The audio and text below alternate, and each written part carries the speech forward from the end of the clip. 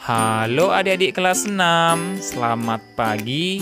Bertemu lagi dengan saya ya. Nah, bagaimana nih kabarnya hari ini? Semoga kita semua dalam keadaan sehat ya.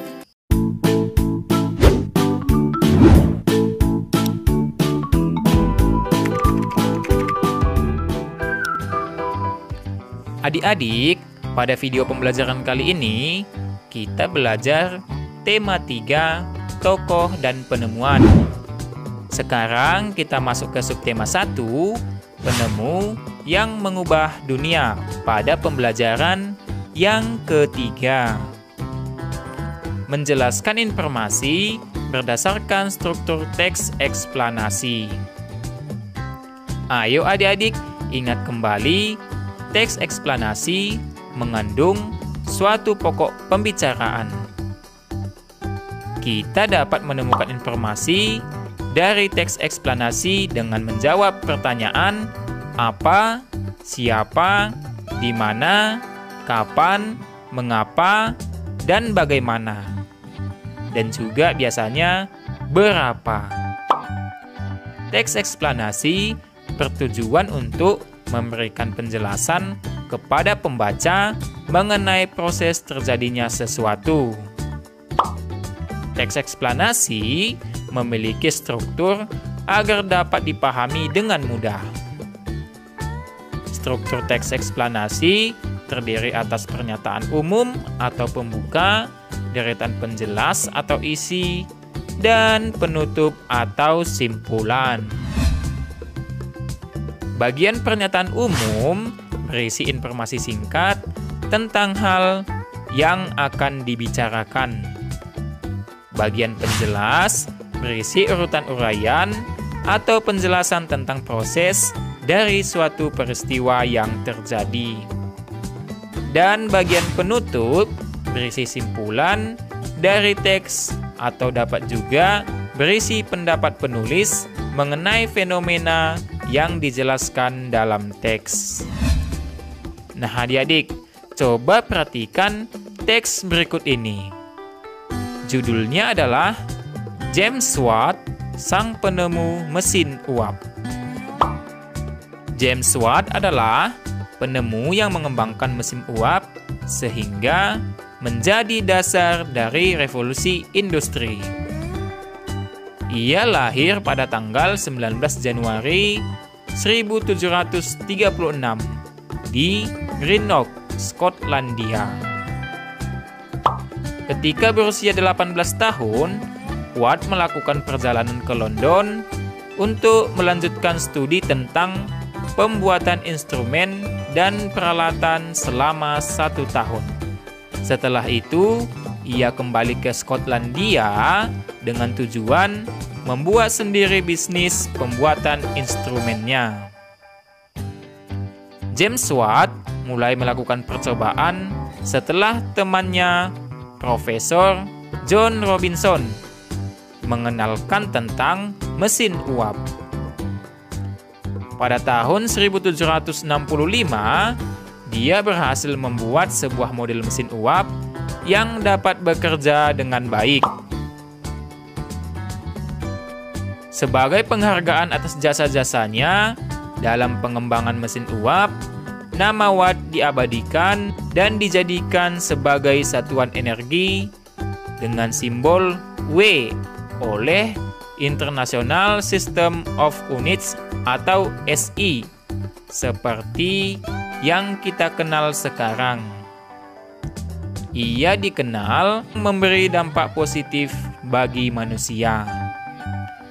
Nah adik-adik, itu dia teksnya ya tentang James Watt, sang penemu mesin uap. Nah, apakah adik-adik tahu di mana pernyataan umumnya, deretan penjelasnya, atau juga simpulannya? Nah, pernyataan umum atau pembuka itu terdapat pada paragraf pertama. Dan deretan penjelas atau isi terdapat pada paragraf kedua. Sedangkan simpulan atau penutup itu adalah paragraf ketiga. Nah, sekarang adik-adik sudah paham kan menentukan yang mana dia pernyataan umum, deretan penjelas, dan juga simpulan atau penutup. Nah, adik-adik, sekarang kita lanjut materi kita tentang membuat rangkaian listrik seri. Rangkaian seri merupakan salah satu contoh rangkaian listrik tertutup. Pada rangkaian seri, alat listrik disusun secara seri atau berderet atau tidak bercabang.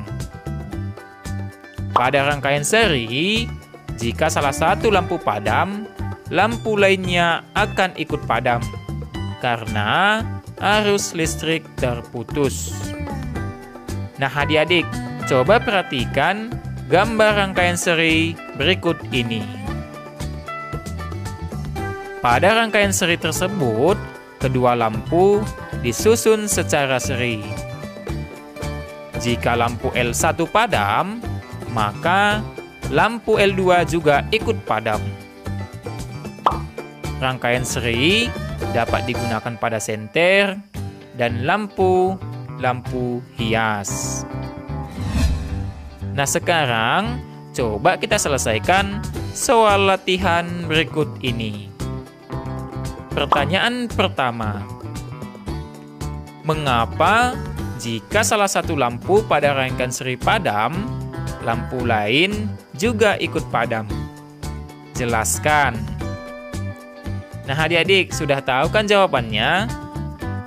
Ya, jawabannya adalah pada rangkaian seri, jika salah satu lampu padam, maka lampu lainnya juga ikut padam karena arus listrik terputus. Pertanyaan kedua. Gambarlah rangkaian seri dengan ketentuan berikut ini. A. Rangkaian dengan baterai disusun seri. Nah, gambarnya seperti ini ya adik-adik. B. Rangkaian dengan lampu disusun seri. Nah, gambarnya seperti ini ya. Pertanyaan ketiga. Amatilah ketiga gambar berikut. Rangkaian manakah yang menunjukkan nyala lampu paling terang? Jelaskan. Nah, adik-adik, dari ketiga gambar tersebut, lampu yang paling terang adalah gambar pertama. Karena tegangan pada baterai terfokus atau tertuju pada satu lampu, sehingga lampu pastinya akan lebih terang. Sedangkan gambar B dan gambar C, lampunya ada 2 dan lampunya ada 3. Padahal baterainya sama semua ya, sehingga gambar B dan gambar C pasti lebih redup daripada gambar A. Sudah paham kan adik-adik? Nah, cukup sekian ya materi video pembelajaran kita untuk kali ini. Apabila adik-adik belum paham atau belum mengerti, adik-adik boleh bertanya pada kolom komentar. Oke adik-adik, sampai bertemu lagi ya di video pembelajaran selanjutnya.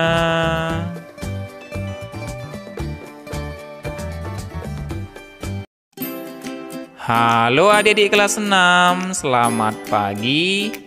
Bertemu lagi dengan saya ya. Nah, bagaimana nih kabarnya hari ini? Semoga kita semua dalam keadaan sehat ya.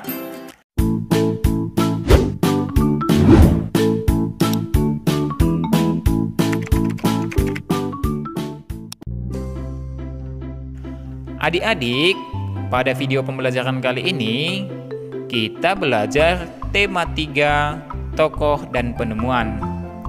Nah, sekarang kita masuk ke subtema 1, penemu yang mengubah dunia, pada pembelajaran yang kedua. Hak di rumah, sekolah, dan masyarakat. saat membaca buku, kita berhak mendapatkan penerangan yang cukup agar mata tidak sakit. Salah satu penerangan yang digunakan saat membaca adalah lampu. Tahukah adik-adik penemu lampu itu siapa? Ya, penemu bola lampu adalah Thomas Alva Edison. Masih ingatkah kamu apa itu hak? Hak adalah sesuatu yang harus diperoleh setiap orang sejak lahir. Nah, adik-adik, berikut ini contoh-contoh hak anak di rumah, sekolah, dan di masyarakat. Hak di rumah. Yang pertama, memperoleh makanan-makanan yang bergizi. Yang kedua, memperoleh kasih sayang. Yang ketiga, nyaman saat belajar di rumah. Hak di sekolah. Yang pertama, memperoleh pengajaran dari guru. Yang kedua, bermain saat jam istirahat. Dan yang ketiga, belajar dengan nyaman di sekolah. Hak di masyarakat. Yang pertama, bermain di lingkungan yang bersih.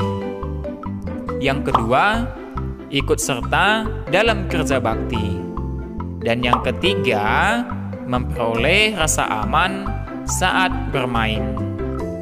Nah, adik-adik, itu sebagian contoh hak anak di rumah, di sekolah, dan di masyarakat. Dan masih banyak lagi contoh hak lainnya ya. Setiap orang memiliki hak. Oleh karena itu, dalam penggunaan hak, kita juga harus memperhatikan hak orang lain. Nah, berikut ini contoh-contoh faktor yang mempengaruhi penggunaan hak. Di lingkungan rumah, yang pertama adalah kemampuan ekonomi keluarga. Yang kedua, aktivitas orang tua. Yang ketiga, aktivitas lain di rumah. Di lingkungan sekolah, yang pertama, waktu belajar. Yang kedua, waktu bermain. Dan yang ketiga, aktivitas lain di sekolah. Dan di lingkungan masyarakat, yang pertama, kesadaran masyarakat dalam menjaga kebersihan. Yang kedua, usia. Dan yang ketiga, kesadaran masyarakat dalam menjaga keamanan. Nah, sekarang mari kita sama-sama selesaikan soal latihan berikut ini. Pertanyaan pertama, apa yang kamu ketahui tentang hak? Nah, tadi sudah kita pelajari ya. Hak adalah segala sesuatu yang diperoleh seseorang sejak dia lahir. Pertanyaan kedua, tuliskan masing-masing dua hak anak di lingkungan. A. Rumah. B. Sekolah. C. Masyarakat. Nah, adik-adik, di lingkungan rumah yang pertama, memperoleh makanan yang bergizi. Yang kedua, memperoleh kasih sayang orang tua. Di lingkungan sekolah yang pertama, memperoleh pengajaran dari guru. Dan yang kedua, belajar dengan nyaman di sekolah. Sedangkan di lingkungan masyarakat yang pertama, bermain di lingkungan yang bersih dan memperoleh rasa aman saat bermain. Pertanyaan ketiga, apakah penggunaan hak-hak berikut sudah benar? A. Edo berhak menonton bola kesukaannya sampai larut malam. Nah, ini penggunaan hak yang tidak benar ya adik-adik. B. Dani berhak bersekolah dengan mengendarai sepeda melalui jalan raya yang ramai kendaraan. Nah, ini juga penggunaan hak yang tidak benar. C. Andi berhak membantu warga yang sedang bergotong royong membersihkan taman bermain. Nah, ini adalah contoh penggunaan hak yang sudah benar. Nah, sekarang kita lanjut materi kita tentang interval nada. Nada merupakan bunyi yang beraturan serta memiliki tinggi dan rendah yang berbeda-beda. Saat menyanyikan sebuah lagu, kita perlu memperhatikan tinggi dan rendah nada dalam lagu tersebut. Jarak antar satu nada dengan nada lainnya disebut interval nada. Nada dalam seni musik dapat dituliskan dalam notasi angka. Apakah adik-adik masih ingat apa itu notasi angka? Ya, notasi angka adalah sistem penulisan lagu dengan menggunakan simbol angka-angka. Angka-angka yang digunakan dalam notasi angka adalah sebagai berikut ini: 1, 2, 3, 4, 5, 6, 7, dan 1 ada tanda titik di atas. Itu membacanya atau membaca nadanya adalah do, re, mi, fa, sol, la, si, do. Nah, sedangkan jarak antar nada di atas adalah sebagai berikut. Dari do menuju re, itu jaraknya adalah 1. Dari re menuju mi juga 1. Dari mi menuju fa itu adalah setengah. Dari fa menuju sol itu adalah 1. Dari sol menuju la adalah 1. Dari la menuju si juga 1. Dan dari si menuju do itu adalah setengah. Nah, adik-adik, berikut nada-nada dengan jarak setengah, 1, 1,5, dan 2. Jarak antar nada setengah nada adalah contohnya mi, fa, dan sol, do. Ini adalah do tinggi adik-adik atau 1 ada tanda titik di atasnya. Kemudian 1 nada yaitu do, re mi, fa, sol, la, dan la, si. Yang ketiga 1,5 nada, contohnya yaitu re, fa, la, do aksen atau do tinggi, dan mi, sol. Sedangkan jarak antar nada yang 2 nada adalah do, mi, fa, la, dan sol, si. Nah, adik-adik boleh berlatih menyanyikan nada-nada di atas dengan solmisasi yang tepat. Nah, cukup sekian ya video pembelajaran kita untuk kali ini.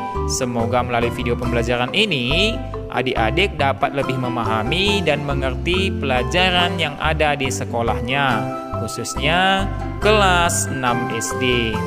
Jika ada yang belum mengerti atau belum paham, adik-adik boleh bertanya pada kolom komentar. Oke adik-adik, sampai berjumpa lagi ya di video pembelajaran selanjutnya. Halo adik-adik kelas 6, selamat pagi. Bertemu lagi dengan saya ya.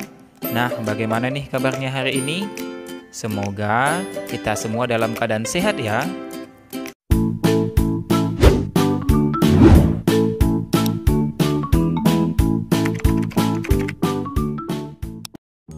Adik-adik, pada video pembelajaran kali ini kita belajar tema 3 tokoh dan penemuan. Nah, sekarang kita masuk ke subtema 1, penemu yang mengubah dunia, pada pembelajaran yang pertama. Apakah adik-adik masih mengingat apa itu teks eksplanasi? Ya, teks eksplanasi merupakan teks yang berisi informasi tentang suatu hal atau fenomena yang terjadi di masyarakat. Misalnya tentang budaya, gejala alam, dan proses terjadinya sesuatu. Seperti teks pada umumnya, kita dapat menemukan topik permasalahan dan simpulan dari teks eksplanasi. Topik permasalahan dapat ditemukan pada kalimat utama dalam setiap paragraf. Selain itu, kita juga dapat membuat simpulan dari sebuah teks eksplanasi. Kita dapat menuliskan simpulan dari sebuah teks eksplanasi dengan membaca keseluruhan isi teks. Nah, adik-adik, sekarang mari kita baca sama-sama contoh teks eksplanasi berikut ini. Judulnya adalah Marconi Sang Penemu Radio. Guglielmo Marconi lahir di Bologna 25 April 1874. Marconi adalah seorang insinyur listrik Italia dan peraih Nobel. Marconi terkenal setelah mengembangkan sistem telegrafi tanpa kabel yang dikenal sebagai radio. Ia menerima Nobel bersama Karl Braun pada tahun 1909. Saat berusia 20 tahun, Marconi terinspirasi oleh penemuan-penemuan Heinrich Hertz mengenai gelombang elektromagnetik. Gelombang ini tak tampak oleh mata, hanya bergerak lewat udara dengan kecepatan suara. Marconi berpendapat bahwa gelombang tersebut dapat dimanfaatkan untuk mengirim tanda-tanda melintasi jarak jauh tanpa menggunakan kawat atau kabel. Komunikasi tersebut dapat berkembang melebihi telegram. Penemuannya berhasil setelah radio itu mengirim informasi mengenai rusaknya kapal SS Republik dan tenggelam ke dasar laut. Berkat berita dari radio tersebut, sebagian penumpang dapat diselamatkan. Pada tahun berikutnya, berhasil mengirimkan berita melalui radio dari Irlandia ke Argentina yang berjarak lebih dari 6.000 mil atau sekitar 9.656 km. Penemuan Marconi ini dapat kita rasakan manfaatnya sampai sekarang. Radio yang ada sekarang ditemukan oleh seseorang yang tidak kenal menyerah. Perjuangan yang melelahkan akan membuahkan hasil yang akan selalu diingat orang. Manfaat yang didapatkan dari radio dalam kehidupan sehari-hari antara lain pengiriman berita, hiburan, keperluan militer, penyelidikan ilmiah, dan tugas-tugas kepolisian. Nah, adik-adik, itu dia ya mengenai teks eksplanasi yang berjudul Marconi Sang Penemu Radio. Nah, sekarang ada nih pertanyaan. Pertanyaan pertama, apa topik yang dibahas pada teks di atas? Hayo adik-adik, apa topiknya? Ya, topik yang dibahas pada teks di atas adalah Guglielmo Marconi, Sang Penemu Radio. Pertanyaan kedua, tuliskan kesimpulan dari teks di atas dalam bentuk peta pikiran berikut. Nah, berikut ini peta pikirannya ya adik-adik. Nah, simpulan pertama yaitu kelahiran Marconi, yaitu lahir di Bologna 25 April 1874. Simpulan kedua, penemuan Marconi yaitu gelombang elektromagnetik yang dapat dimanfaatkan untuk mengirimkan tanda-tanda melintasi jarak jauh tanpa menggunakan kawat atau kabel yang terdapat pada radio.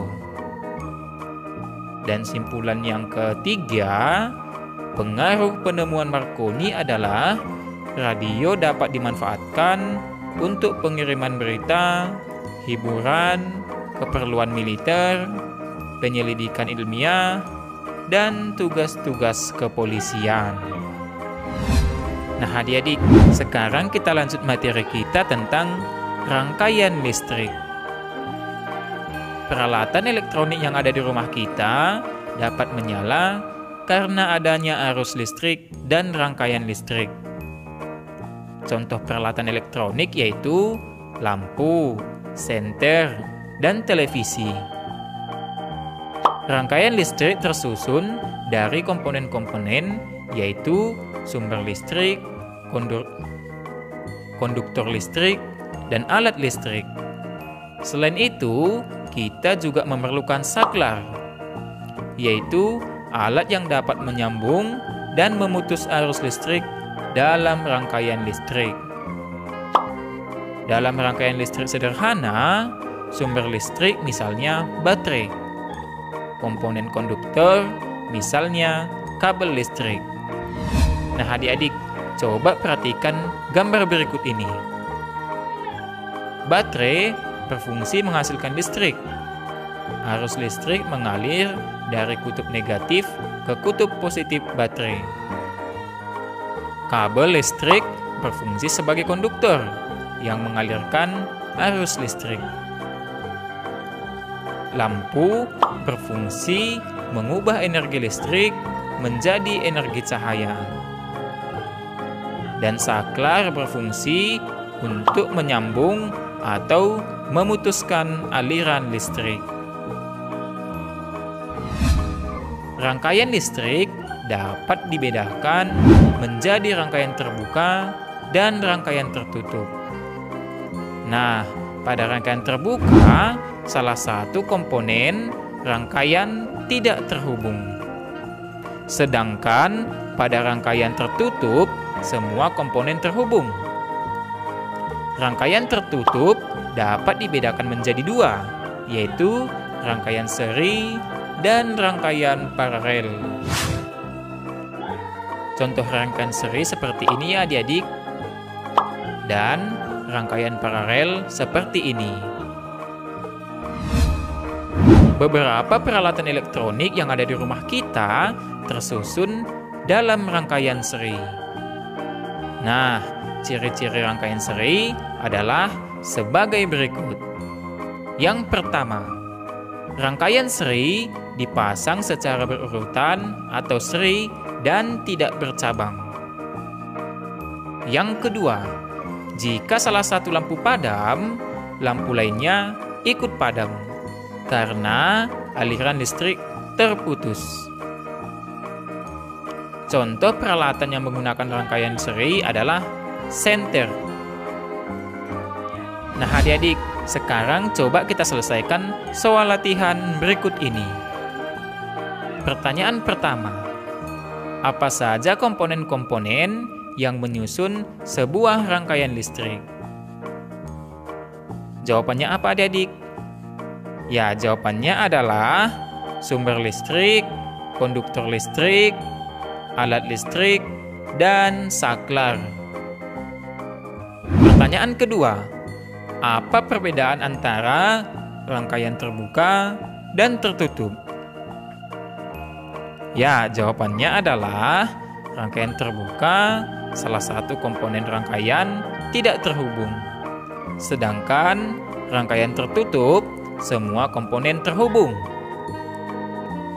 Pertanyaan ketiga, bagaimana ciri-ciri rangkaian seri?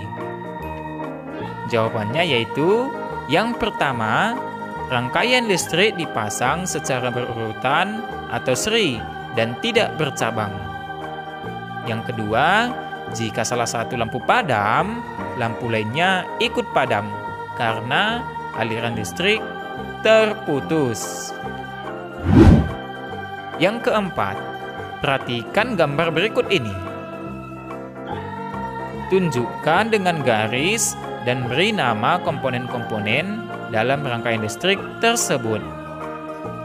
Nah, yang pertama adalah saklar. Yang kedua, baterai. Yang ketiga, kabel. Dan yang keempat adalah lampu. Pertanyaan kelima, apa yang terjadi jika salah satu komponen dalam rangkaian seri dihilangkan? Ayo adik-adik, apa yang akan terjadi? Ya, jika salah satu komponen dalam rangkaian seri dihilangkan, maka aliran listrik tidak terhubung atau terputus. Kita lanjut materi kita yang selanjutnya ya, yaitu tentang penemuan baru membawa perubahan sosial budaya di masyarakat.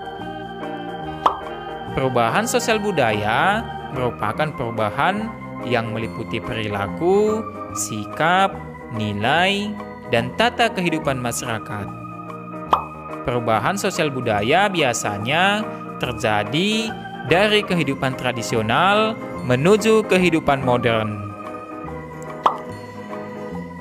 Masyarakat modern memiliki cara berpikir, bertindak, dan bersikap yang sesuai dengan tuntutan zaman. Salah satu penyebab terjadinya perubahan sosial adalah adanya penemuan baru di masyarakat. Penemuan baru tersebut membawa pengaruh besar terhadap perubahan sosial budaya dalam masyarakat. Nah, adik-adik, contoh penemuan baru yaitu adanya listrik. Yang kedua, di bidang komunikasi contohnya telepon atau smartphone.